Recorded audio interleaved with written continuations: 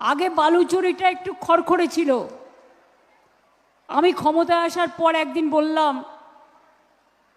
আমি কিন্তু এই যে শাড়িগুলো পরি দেখেন, আমি নিজেই ডিজাইন করি, করে তাঁতিদের দিয়ে দিই, অনেককে নানা রকম ডিজাইনও করে দিই। তো বালুচরি শাড়ির ক্ষেত্রে আমি বলেছিলাম, তোমরা এটা একটু নরম করো, অর্থাৎ যে ফাইবারটা ইউজ করো সেই ফাইবারটা যদি একটু নরম করো। আমাদের মেয়েরা আজকাল খড়খড়ে শাড়ি নয়, একটু নরম মোলায়েম টাইপের শাড়ি পরতে পছন্দ করে।